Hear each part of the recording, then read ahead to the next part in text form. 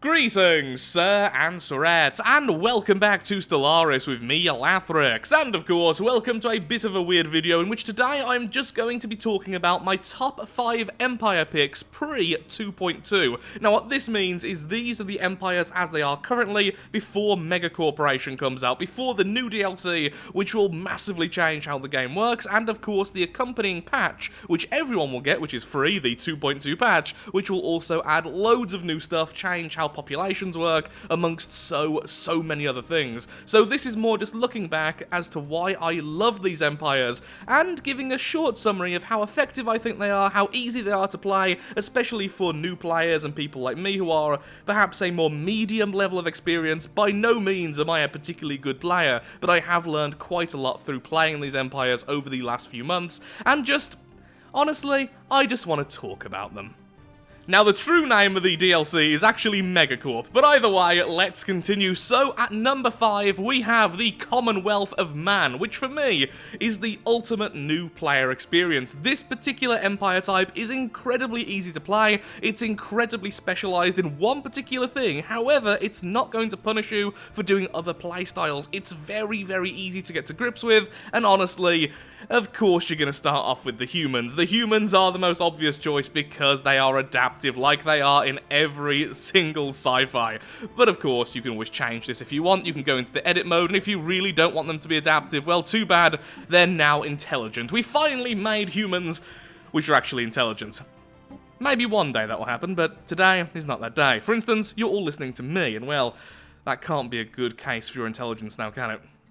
So what makes this empire so fun to play, and why do I think it's so good for new players? Well, first of all, the adaptive traits and everything else which they get by default, it simply means they can inhabit planets incredibly easily, and because they are xenophobes, they can also get new systems incredibly easily and incredibly cheaply. The fact they are fanatic militarists means naturally their ships are a lot stronger, so if you aren't doing too well in terms of your economy, your ships are still going to stand up against other enemies very easily. This also goes with a nationalistic zeal and a distinguished admiralty, which both increase your ability to fight off enemies. With your admirals being higher levels, you will also have more leaders within your empire, so you can put leaders perhaps not in the most optimal position, but you'll have more, so it's okay. I just feel like this is a good empire for doing whatever you want.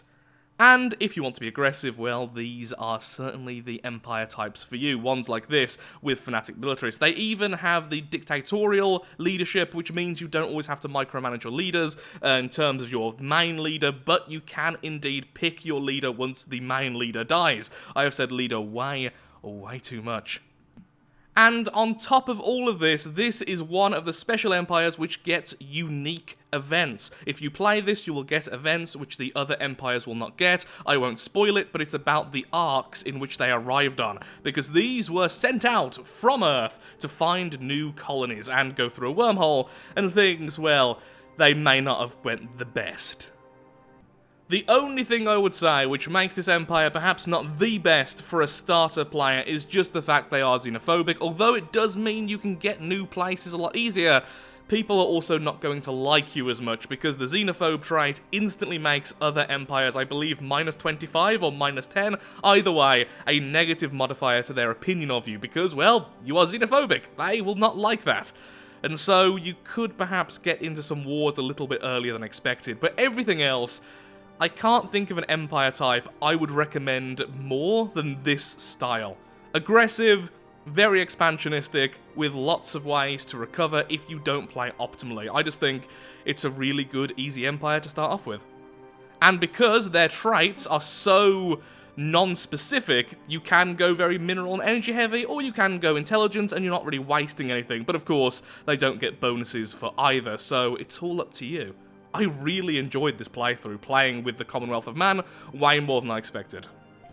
At number 4, we have the Rogue Servitors, known as the Custodian Collective, or at least that's what I've called them. So this is a really weird empire, maybe the weirdest in the entire game, and it does need quite a lot of micromanagement, which is why I've not put it higher. It is definitely one of the most fun empires to play, but it takes a bit of brain power, which I really failed at certain parts of this playthrough. It's not my cup of tea, since I am more of a happy-go-lucky chap when it comes to games like this. I'm normally someone who goes with gut feeling, and this really benefits people who will look at the numbers and try to min-max and play it optimally. If you do that, this could easily be one of the most powerful, if not the most powerful empires in the game. It is really powerful. So what makes them so weird and so number-orientated? Well, it's this, Rogue Servitor. This will give you organic populations beginning on your planet, which will have the mandatory pampering living standard. These are bio-trophies, the original creators of the machines,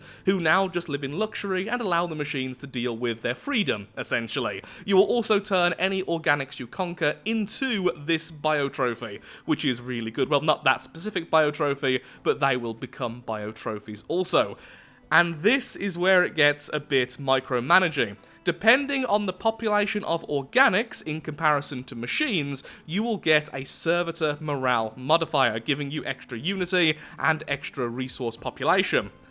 So first of all, you need to manage that. Trying to get it optimal can be difficult, especially with constant changing populations, but then you need to really figure out, is the bonus really worth it? Or should I build more machines? Because sadly, the organics, although they do give unity, they cost a fortune in minerals to keep around, and they do not work the tile they're on.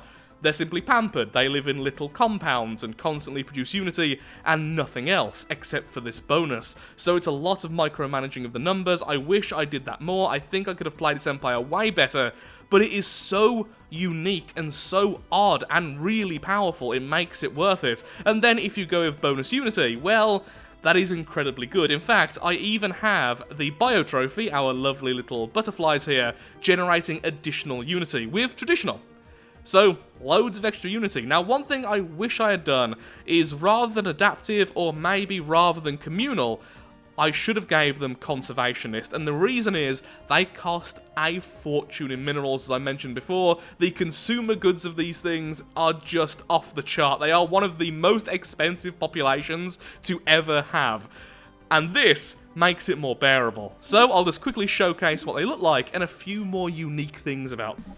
So here we are, and as you can see, here are our adorable little bio-trophies in their organic sanctuaries providing unity. So instantly, they do cost 1 energy to keep around, and their building does indeed follow them, and they cost 2 units of consumer goods, which I think is higher than any of the regular bonuses you can give. I may be wrong there, but either way, it's incredibly expensive. In fact, if we have a quick check, mandatory pampering, okay, I can't actually check because it doesn't give me the rest of the options, but it is very, very expensive. On the upside, it does make them very, very happy, so you normally get a bonus to their unity. Now, the next unique thing is this. We have Synchronicity, like most machine empires, but instead of the bonus here, we get Organic Utopia. All organic sanctuaries are upgraded to organic paradises. In addition, the happiness of all bio-trophies is increased. So the increase of the sanctuary to the paradises simply gives you more unity. At least I believe that's the only thing it gives. Either way, it gives you even more unity. So very, very quickly, you are getting all of these traditions. It's very, very powerful. And you can indeed form a federation. This is why the Empire is great as well. This is not an aggressive empire. You do not have negative modifiers for most other empires. So you can play completely diplomatically, or you can be very, very aggressive, getting new bio-trophies like I did, which is loads of fun as well. It's just a really unique playstyle. It's definitely a fun take on the whole machine empire, and it is definitely one of my favourites. It's just a bit more time intensive, and it's not quite my style, which is a shame, but really, really fun. Now in third place, a little bit weirdly, we have a joint victor. We have the Divine Gecko League, and we have the Cash Cactus Combine, because they are both showing off the exact same bonus. They are both showing off Syncretic Evolution and Fanatic Authoritarian. I don't know which I prefer, honestly, out of the two, but I do have a bit of nostalgia with the Cash Cactus Combine being my very first playthrough on the channel, and that was back with the regular Let's Play format. I really, really love this empire, and I kind of role-played it a bit more than the rest, which certainly made me more attached to the Empire itself. Either way, though, let's see what makes them so unique and really, really powerful, and fun as well, because it does have a management aspect to it. So, honestly, one combination is what makes these empires so unique and so fun. Fanatic Authoritarian, which gives you more influence, but more importantly, increases the resource production from owned populations. And then, you have Syncretic Evolution, giving you a secondary species, which are the perfect species to be owned. They have so many bonuses which make them the perfect slave species, and that's kind of cruel, but it is really interesting at least. With the servile trait, which the secondary species will always have, you simply have to have this, they get bonus happiness, so they're less likely to cause unrest, they have bonus governing ethics attraction, they have bonus minerals, and they have bonus food. Now, as a negative, they can't really get energy very well, they can't get science, and they certainly can't be a leader. Well, they can be a leader, but they have a minus to their leadership experience gain, and they also have a lower level cap. I believe that's both of them. Sadly, it's not popping up over here, but either way, you don't make them leaders, and you don't let them do science.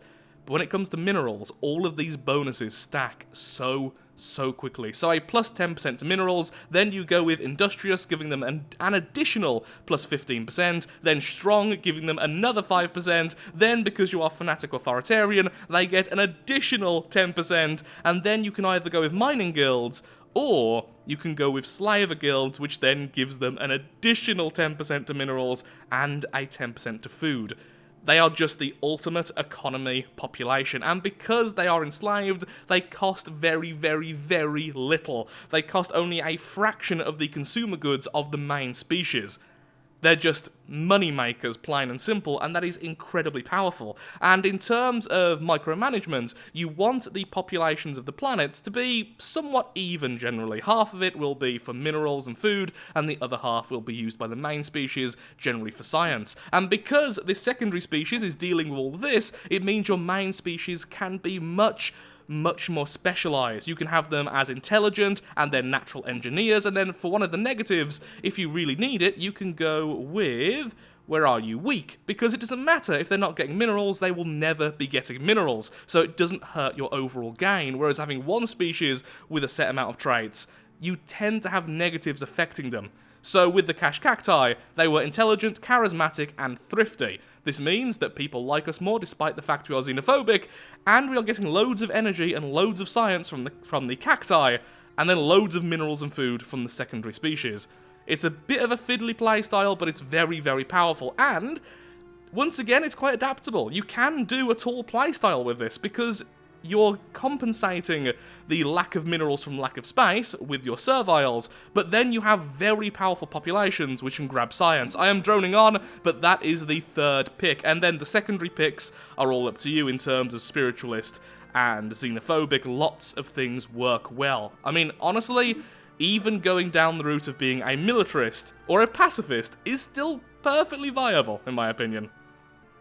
At number 2, we have the Great Shroom Consciousness, also known as the Hyper-Adaptive Hive Mind. Now, the reason why I love this one is really simple. I like wide playstyles, and I don't think there is a more wide playstyle than this, because with the Hive Mind trait, we instantly have bonus influence, we have more core sectors, we have less piracy risk, so we don't need to worry so much about how our empire grows, and then our population are growing faster. Our populations are growing faster.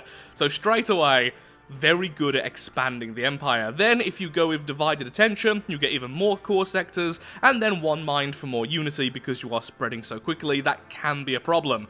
Overall, straight away, this means you are going to get a lot of space very quickly. But then going into traits, extremely adaptive and rapid breeders as the two positives, it means you can basically inhabit any planet, and once you do, you instantly get use out of it because you are so quickly breeding on that planet. The hive mind is already giving a bonus to population growth, and then there's a second. So you are quickly getting the planets and quickly getting them used, unlike other empires, so your economic lead is very quick and very, very powerful indeed. And then you just go with any negatives you see fit, and that's pretty much that. It's really simple, but it's loads of fun to use. I was tempted to say the Devouring Swarm might be my second favourite, but honestly, there's something about the Purifiers which I find lots of fun, but also overly simplistic in terms of how you want to win. You can't do any form of diplomacy if you wish to, you can't trade with anyone, and you are just outright aggressive. It is a very fun playstyle, but it's not one which I remember too much. It's really fantastic, and honestly, it's a wider playstyle than even the Great Shroom Consciousness. But it's also far too powerful in certain ways, and it locks you into one particular playstyle, which I've never been a massive fan of. I like to change what I wish to do during the play if I so desire. Still, this is more of an honourable mention. So let's talk about honourable mentions then. So first of all, as I just explained, the Devouring Swarm. It's a hive mind which has the Devouring Swarm civic, which means that no one will ever talk to you in a nice way. You get a minus 1,000 modifier to all relations, everyone will instantly hate you, and you don't need to declare war in the normal way. You have the Hunger ability, which means when you declare war, you will instantly take systems you take over. There's no need to use claims or anything like that, which means you will have a lot of influence to spare, and then you get loads of bonuses to your fleet. Your ship's hull points are increased by 25%, you automatically heal your hull and armor, which normally you need something like living metal or a module for, and then in addition to that, less influence cost to spread. There's just so much stuff here which makes you incredibly powerful, but everyone will hate you, and well, wars are inevitable unless you can get powerful very, very quickly. But still, really fun, just not in my top 5. As the second and last honourable mention, we have Slime Farms. Now, originally, this was going to be number 5, but when I really thought about it, it made a great video. It was the very first full playthrough, and I had loads of fun with it. But at the same time, there are great amounts of time where you are doing very, very little. It's like playing a Fallen Empire. You rapidly progress, but can't really interact with the galaxy at large, and this is because you are using the Inwards Perfection Civic. Now, Inwards Perfection is really, really powerful. You can't have rivals though, you can't do defensive pacts or migration treaties, you can't guarantee independence, you can't join a federation, you cannot infiltrate primitives, and you cannot have forced subjects. And you have to be at least regular level pacifist. Yeah, it's like that. You can do very little to the outside empires. Now, one thing you can do, which I did, I went Fanatic Pacifist, really going with that, which gives you more core sectors and loads of extra resource population. So that I could have this, Agrarian Ideal, which gives you unity per farm. Now, that may not seem like the biggest deal, but as I'm about to show you, that can stack really, really quickly with very specific tradition choices.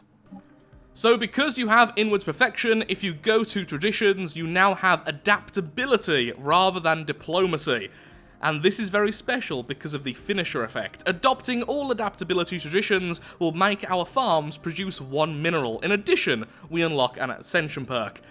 It's that 1 mineral. Again, it seems so little, but it essentially means your farms are generating minerals, food, and unity, and you can easily trade the food at the trade stations for more minerals or for more energy, and it's actually ridiculously efficient. Now, normally, if you wanted to stack unity on a planet, there's not that many options. You can build strongholds and then the usual unity buildings, but since you can have farms everywhere, including on mineral tiles, and they will not lose their bonus, and you are really getting a bonus if it's a mineral and food tile because you get both of those bonuses going through, well, your unity stacks incredibly quickly, and because you are Inwards Perfection, you are getting bonus unity anyway. Also, it's Inward Perfection, not Inwards. I always say that wrong for some reason. It just stacks up so quickly, and when you start selling the food, it's very, very powerful. In addition, all that extra food means your species very quickly populates any planet they're on. In addition to that, I completely forgot about this, you also get purity over here rather than domination because you can't have forced vassals. This gives you a lot of really good bonuses actually. Citizen happiness, starbase influence cost is reduced, the symbol of purity, which is itself a unity generating building, you then have your starbases being stronger and resettlement being cheaper. Once you finish purity, you just get a passive 10% increase to your monthly unity. This empire generates unity faster than I think any other empire can. It's really insane. So you will quickly get all of your traditions, and then once you go on to have your ambitions, you can constantly purchase them and have them up pretty much consistently. But again, the downside is you will be doing very little at points in the game, just sort of upgrading what you have and not really interacting even if you want to. Still, a great empire, certainly worth giving a go, but have some free time. How I played it as well is by the end, I went down the path of ascensions, which led to synthetic evolution. The reason for this is because robots are awesome, but also it normally makes all of your population go to the faction which is materialistic. As soon as you have that, you can force your empire to become a materialist empire rather than a pacifist empire, and then you can activate and start controlling the galaxy. Like a fallen empire, you suddenly awaken as soon as you've finished everything else. Because thankfully, unlike a lot of these civics which are very powerful, you can remove inwards perfection. And now for the very first one. My favourite empire of all, we have the Lathrixian lobotomizers, also known as the Driven Assimilators. All will become one. The ability to convert any organic population into a cybernetic. Everyone will become a cyborg. So why do I love this so much? Well, it's because it has a lot of the pros of the ravenous hordes, the devouring swarm, in that you can simply declare war with others because you wish to convert its people into something a little bit more useful. Now, if I can just find someone I can actually declare war with, who isn't my vassal. Oh yeah, I've made everyone my vassal already. Well, basically, it's that. You go to war similar to the Devouring Swarm, in that you do not need to make claims or anything like that, and as soon as you invade one of their planets, you will begin to convert them into cyborgs. And eventually, everyone will be a cyborg, which is really good. So why do I love this particular playstyle so much, and why would I recommend it? Honestly, it's because once again, it's a very unique experience, but also this, the Neuroelectric Amplifier. Now this comes from Synchronicity, which will give you bonus influence, unlike Harmony, which gives you bonus happiness. It also means your robots can be built faster. You eventually get the Neuroelectric Amplifier, which will increase the mineral and energy production of any cyborg on a planet. So very similar to Syncretic Evolution, these make fantastic workers, but they can also work power, unlike the Serviles. So these become the ultimate generators of power and minerals for your empire, and your robots can just go back to being scientists or something similar to that. Also, your leaders are immortal, which is really good. As you can see here, all of our leaders are incredibly high level because they are machines. They will never die, so you get the bonus of that. Now, occasionally they will break down at random, or at least seemingly random, but that is reduced if you go through Synchronicity anyway. Here, machine leaders are 50% less likely to suffer breakdowns and accidents. Your cyborgs are also immune to happiness, meaning they will be happy all the time as long as they are with you, and they are incredibly cheap to keep. Now, the robots are a bit more expensive because they also require energy, but essentially what I'm saying is cyborgs are better than Serviles in many ways. Not in every way, but in many ways, these are superior, and they are very fun to use because every time you get a new planet, they are automatically converted anyway. And then your robots can be very powerful as well. So you get lots of bonuses from lots of different types of playstyle. Now this definitely promotes a more wide playstyle, although similar to a Servile-based playthrough, you can use it as a tool empire because your machines can be specialized for science, and then these fellows can provide you all the energy and minerals you need. I also then have specialist drones, which will give me a bonus Unity, for instance. The Unity drone. Lots of weird things happen with this particular empire choice. Also similar to the Devouring Swarm, we do have a negative modifier from other empires, -100 dreaded assimilators. Though unlike the Devouring Swarm, we can make a federation. We can make a federation with anyone. Now, it's very unlikely you will get that with organics, but most other machine empires will not have the negative, of the -100, and so you could potentially make a federation there. So you can potentially not be completely evil and grab every other empire under your wing. But you're most likely going to want to, because where's the fun in not making cyborgs when you are the assimilators? Just to further illustrate the fact the cyborgs are so useful, here we are with our original cyborgs, which were these adorable little geckos, and they are thrifty and industrious, meaning they are indeed getting even more energy and even more minerals, and because they are cybernetic, they are very good in your armies, and they have extra habitability, meaning you can claim pretty much any planet, because the machines themselves can literally live on any planet with 100% habitability. So instantly, this really does promote a wide playstyle, more so than the others, I think, and it is just lots and lots of fun. We even have introspective, meaning that we get more engineering research, or at least the research speed of engineering is increased, so these can focus on getting as much research as possible, and then just going down the engineering route, you get loads and loads of bonuses. Now, the one problem is, if you do go down the route of using these, is that the ascension perks are a little bit different. You obviously can't go down the biological route, you can't go down the psionic route, and the machine route is very, very different to an organic empire. So here we are, rather than having synthetic evolution, we have synthetic age, giving us more machine modification points. Still really nice, but isn't quite as game-changing, so you're looking at more of the basic ascension perks, which can be fun by itself, since normally you do go down the route of either biological, psionic, or machine. This way you can focus on the more basic things, and sadly you can't make machine worlds with this particular empire because you are likely to have cyborgs, and that simply doesn't give you the option. So all you have is World Shaper, which gives you Gaia planets. A normal machine empire, you could indeed make machine worlds. In fact, even the rogue servitors can have machine worlds. I believe this is the only empire which can't, which is also a machine. And just to clear something up, because people did have a question about this a long time ago when I played through this, the cyborgs we have here, which are inside of the machine integration, do act like normal cyborgs if you go down the path of ascension. They do get bonuses if they're leaders, and also they do breed naturally, so you don't need to build them, unlike the machines, in which case you just build them like that.